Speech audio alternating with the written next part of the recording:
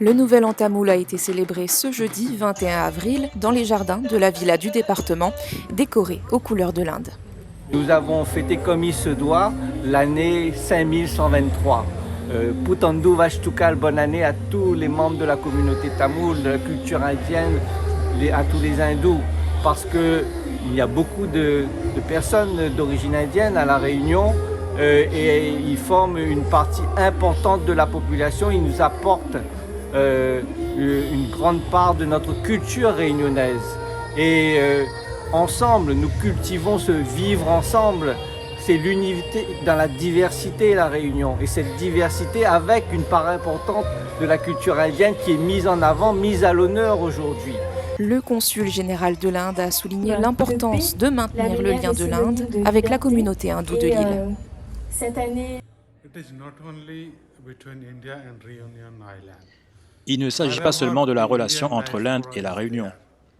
À chaque endroit où l'on retrouve la diaspora indienne, nous essayons de préserver cette culture et la promouvoir. Peut-être est-ce à cause de la distance, mais si l'on prend l'exemple de la Réunion, cette communauté est présente depuis 300 ans. Certains ont pu oublier leur culture depuis. Mais quand ils réalisent que nous partageons les mêmes racines avec l'Inde, à partir de là, nous pouvons développer ce contact. Mon rôle en tant que consul de l'Inde est de maintenir ce lien entre la communauté indienne, les Réunionnais et l'Inde. Voilà pourquoi les hindous de la Réunion sont importants aux yeux de l'Inde. Ateliers d'art manuel, folklore indien et danses traditionnelles et modernes ont ponctué la soirée haute en couleurs, animée par les associations et artistes. En fait, le henné, c'est à base de plantes, tout simplement. C'est une plante qu'on laisse sécher. On va déjà cueillir, c'est à peu près comme du thé, mais non, rien à voir. En fait, le henné, après, on le laisse sécher, on cueille, on fait la cueillette, on laisse sécher, on va mixer, on va faire comme une sorte de poudre. Et à ce moment-là, quand on a une poudre qui est bien verdâtre, on va dire, il faut maintenant mélanger avec du jus de citron, avec quelques petites astuces, de l'huile essentielle aussi. Généralement, la coutume veut que l'homme, quand il voit la future femme, il faut qu'elle a les mains qui sont embellies de son henné. C'est une danse folklorique. C'est le kolartam, la danse des bâtons. On le fait généralement dans les villages, on le fait pendant des manifestations culturelles ou cultuelles. Et on l'utilise pour quand il y a par exemple une cérémonie religieuse en l'honneur d'une divinité. Selon la divinité, on peut choisir, et selon les baguettes de tambour, on peut choisir une chorégraphie. Et on peut le faire soit avec les bâtons, soit avec des feuilles de lilas, je ne sais pas si vous voyez ce que c'est, des feuilles de margosier, on en trouve aussi. On peut aussi utiliser des foulards, mais c'est vrai qu'en général, on utilise les kolartams, c'est-à-dire les bâtons. Que cette année 5123 ou année blanche, avant celle de l'Action, soit remplie d'espoir, de joie, de bonheur et de santé pour tous.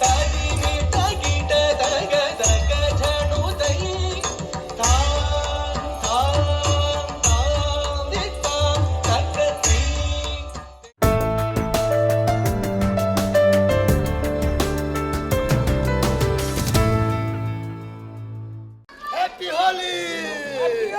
Happy Holi! Happy Holi! Franchement, moi j'adore parce qu'il y a plein de couleurs et c'est une fête quand même très joyeuse. Et du coup, grâce à ça, tout le monde se réunit et fait la fête. En lançant des couleurs sur tout le monde et en colorant quasiment tout le monde.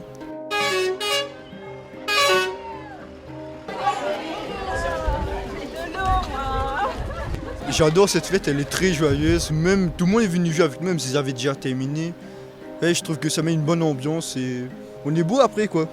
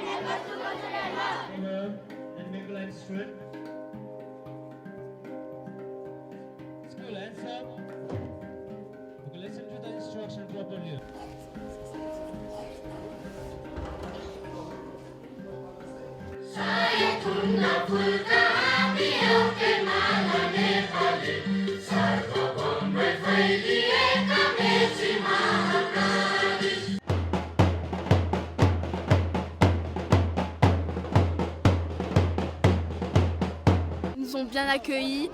C'est vrai qu'ils ont une manière de fonctionner, c'est pas comme en France, donc ça fait plaisir, c'est une autre culture. Quand ils entrent à l'école, comme une hymne nationale, enfin je sais pas trop, mais c'est vraiment comme les militaires.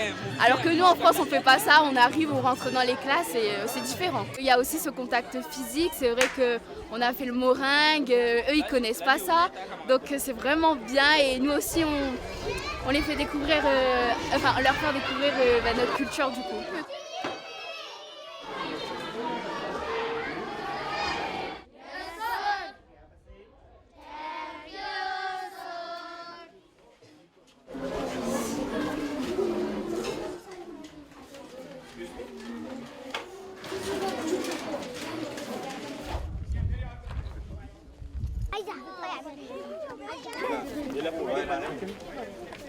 C'était vraiment merveilleux de pouvoir créer un lien avec ces élèves malgré la barrière de la langue en fait. Et j'ai trouvé que c'était vraiment fluide et il n'y a pas de gêne alors que pourtant on ne se connaît pas, on n'a pas la même culture, on n'a pas la même religion, on n'a pas la même langue et je trouvais ça incroyable. On rentre tout de suite dans un cercle un peu intime parce que c'est quand même montrer ses dessins, danser c'est quelque chose d'assez insécurisant quand on ne se connaît pas.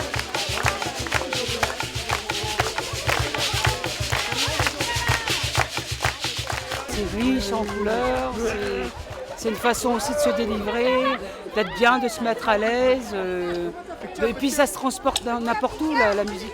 Même si on ne comprend pas la langue, il y a le rythme, le son, l'instrument surtout aussi qui fait que ils se lâchent, les gens se lâchent, il n'y a pas de barrière.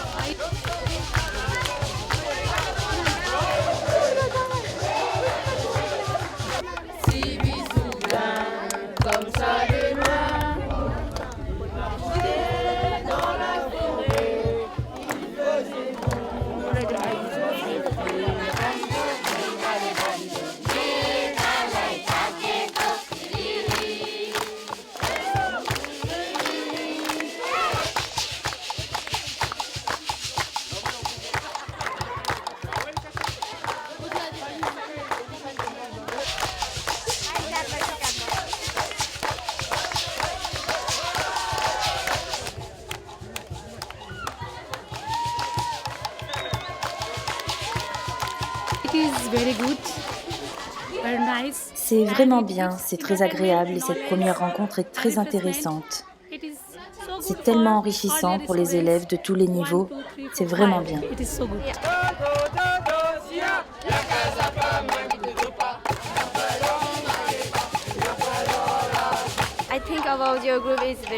Ce que je pense du groupe, c'est que c'est vraiment agréable. Je me sens... Vous êtes très divertissant et c'est vraiment bien. Aussi, on apprécie beaucoup vos danses.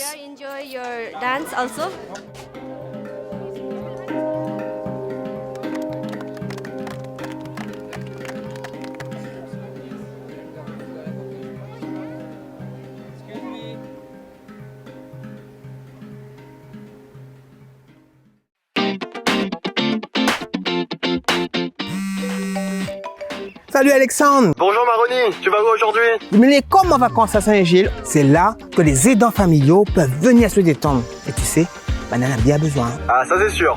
Et comment se déroulent ces moments de repos? Eh bien justement, mais ça redécouvre tout ça. Mais laisse ça où?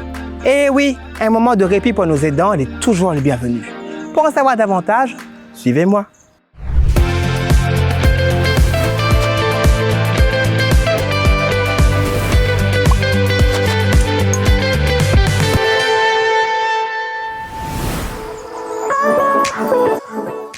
Vous voyez, le soleil brille et la plage est juste à côté. Ici, place au repos et à la détente. Le département a choisi ce lieu pour accueillir les aidants familiaux. Ces personnes ne s'arrêtent jamais dans leur mission. Le séjour Grand Air leur permet de respirer et de se ressourcer. Hélène, nous l'est bien là, hein? Raconte-nous justement ce séjour. Ben, le séjour, il est agréable. Il est vraiment magnifique. Le repos total, décontraction totale. Puis ça permet à moi de me retrouver, de changer un peu mes idées parce que occuper de maman, c'est dur. Je m'occupe de maman H24, administratif, les courses, ça fait toujours du bien de se retrouver là. Si je suis bien, je peux aider maman et je ne l'abandonnerai jamais tant que m'y peut m'y fait. Bravo pour ce que tu fais pour elle. Bien. Et bonne continuation. Merci beaucoup. Le séjour grand air fait partie du dispositif Répit-Repos. Il permet à l'aidant de souffler et de prendre du temps pour lui. D'autres services existent, restez avec nous pour le découvrir. Stéphanie, bonjour. Bonjour Maroni. Ce genre de séjour est important pour les aidants. Est-ce que vous pouvez expliquer à nous pourquoi c'est essentiel pour eux?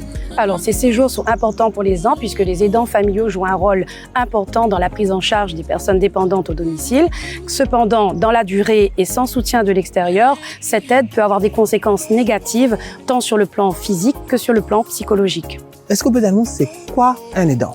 Alors, un aidant familial, c'est une personne qui s'occupe de façon régulière d'une autre personne dépendante. Ça peut être une personne âgée, ça peut être une personne malade ou en situation de handicap. Donc, cette personne ne peut plus s'habiller, se préparer à manger. Donc, les aidants sont là pour accompagner ces personnes-là. Le groupement, le GIPSAP, est souvent sollicité par le département pour accompagner ces aidants. Est-ce qu'on peut donner la main toutes les prestations que les proposées par le GIPSAP? Alors, nous proposons d'accompagner les aidants sur le plan individuel. Donc, il s'agit de mettre en place du soutien psychologique, de l'accompagnement social, voire même du relais à domicile. On propose aussi aux aidants de participer à des actions collectives telles que le café des aidants, la formation et des journées bien-être. Merci beaucoup Stéphanie. Merci à toi Maroni. Ici, les aidants reprennent confiance en eux. Ils se sentent valorisés.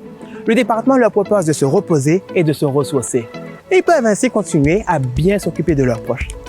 Marie-Hélène, c'est pas la première fois que tu viens en séjour? Non, Stéphanie, c'est mon 3e séjour repos ici. Et ça se passe bien à chaque fois? Ah, très bien. Je me ressource, je me repose. C'est vraiment un repos total parce que j'en ai besoin. Et là, je me sens d'attaque pour repartir et puis aider ma mère. Et tu reviendras alors en séjour? Je reviendrai, oui. Si vous souhaitez en savoir davantage sur le dispositif Répit-Repos, n'hésitez pas, les coordonnées s'affichent en ce moment même sur votre écran. Le département des générations, c'est déjà fini. Si vous souhaitez revoir cet épisode et les épisodes précédents, rendez-vous sur nos sites et réseaux sociaux. Quant à moi, je vous retrouve très vite pour un nouvel épisode. À bientôt! Cinéma, coiffeur, hôtel ou encore club sportif, en tout ce sont plus de 200 partenaires qui disposent de l'agrément du département. Vous allez découvrir comment le Pass Loisir permet ainsi aux bénéficiaires de s'ouvrir au monde et à ses activités. Et ça fonctionne à travers toute l'île.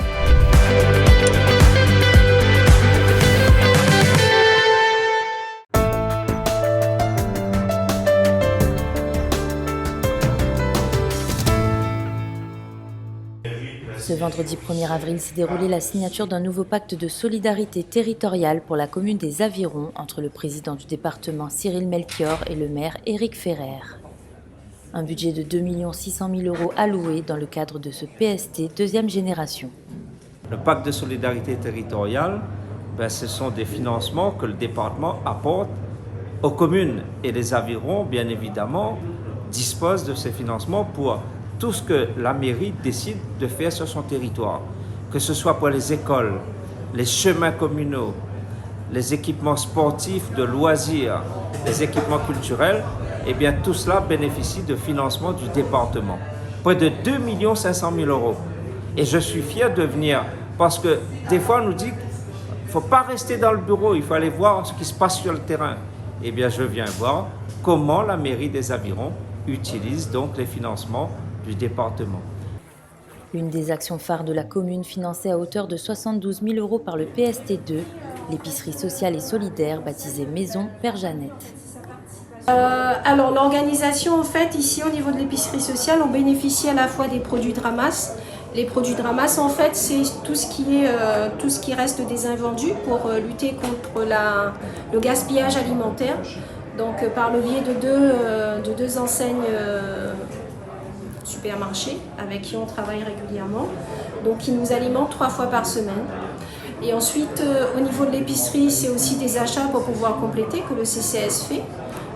par rapport aux besoins des familles. Donc ça peut être à la fois sur du frais, sur du sec, mais aussi sur les produits légumes et fruits, donc en fonction de ce qu'elles ont besoin. La visite s'est poursuivie au Collège des Avirons avec une rencontre des élèves, des parents et des enseignants. Le président a constaté les difficultés liées au vieillissement de l'établissement. Le collège des Avirons est comme une maison créole, c'est-à-dire qu'au fur et à mesure, quand il y a un enfant qui naît, on ajoute une pièce. Et donc il a été construit dans les années 50. Il est complètement inadapté aujourd'hui aux besoins de la communauté éducative. Donc on doit absolument trouver une solution. Et le département a fait voter en commission permanente, a acté en commission permanente ce projet de faire sur les Avirons un nouveau collège. Donc en remplacement de celui-ci, il sera mieux centralisé et répondre surtout aux besoins de toute la communauté éducative. Autre moment fort du déplacement aux Avirons, la signature de la convention 1 million d'arbres qui vise à planter 600 arbres endémiques et indigènes sur la commune d'ici 2026.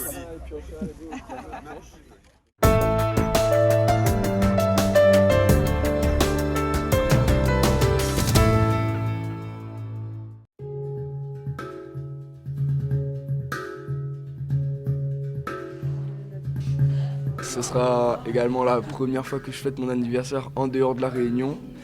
Et franchement, j'aime bien. En plus, il y a un beau panorama autour de nous. C'est un cadre magnifique. On est dans un bon hôtel. Ouais, c'est ça. C'est un anniversaire que je me souviendrai toute ma vie.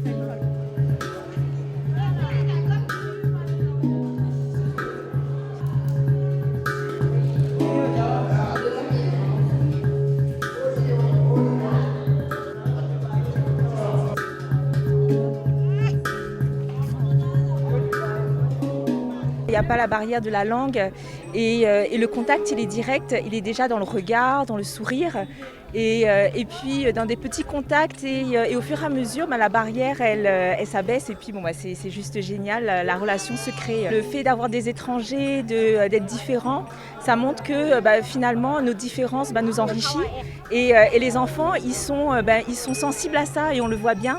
C'est vrai que quand on devient adulte, on a tendance à mettre plus de barrières sociales, alors que là, il n'y a pas la barrière et l'échange se fait tout naturellement.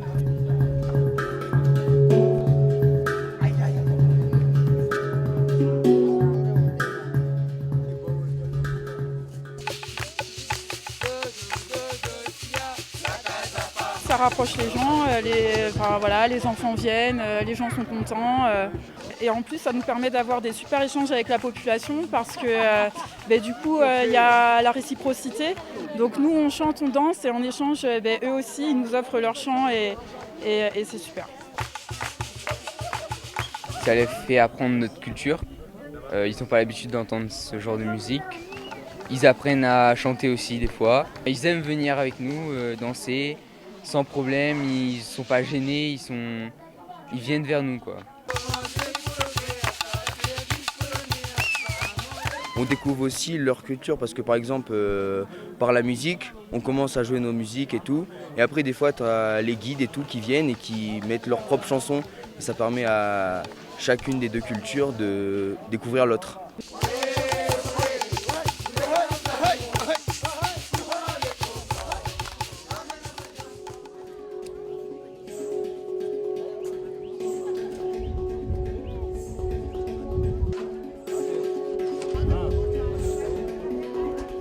Période dans votre vie qui est un petit peu une sorte de, on l'espère pour vous, d'une porte d'entrée vers une autre vie en allant vers la vie d'adulte. Cela nous a beaucoup aidés, surtout pour ceux qui avaient des problèmes de vue. Nous souhaitons vous dire un grand merci.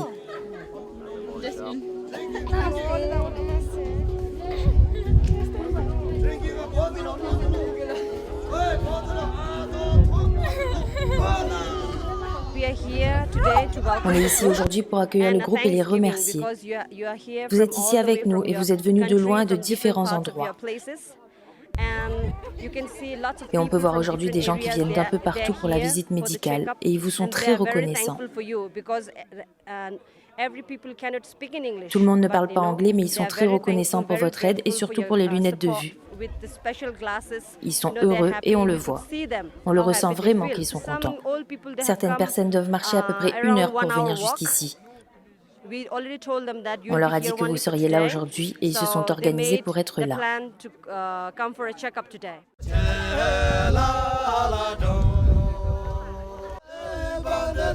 Show